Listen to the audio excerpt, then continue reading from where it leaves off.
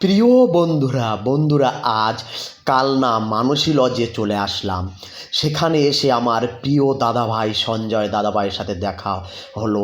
আসলে আমার অনেক দিনের স্বপ্ন ছিল আমি দাদাভাইয়ের সাথে দেখা হলে দাদাভাইকে প্রণাম দেবো একটা। তো দাদাভাইকে আমি প্রণাম দিয়েছি। দাদাভাই আমাকে খুব ভালোবেসেছে। দাদাভাই বলছে প্রণাম দিতে হবে না, তুমি আমার বুকে এসো। তো দাদাভাইয়ের সাথে একটুখানি আলিঙ্গন করলাম। আর এই দেখো আমাদের প্রিয় দিদিভাই বিশাখার দিদিভাইও এসছে। বিশাখার দিদিভাইয়ের বাড়ি কালনাতে, আমার বাড়িও কালনাতে। যদি ভালো লাগে বন্ধুরা অবশ্যই দাদার চ্যানেলটিকে সাবস্ক্রাইব করবে, ফেসবুকে একটুখানি ফলো করবে। সাবধানে থাকবে, ভালো থাকবে বন্ধুরা। যদি মনে করো দাদা যোগ্য ব্যক্তি তাহলে অবশ্যই দাদার পাশে দাঁড়াবে, কেননা তোমাদের ভালোবাসা ছাড়া কখনোই আমার সামনের দিকে পথ আগানো সম্ভব নয়। দিদিভাই সত্যি অনেক ভালো বড় মনের মানুষ। দিদিভাইয়ের সাথে অনেকক্ষণ কথা হলো।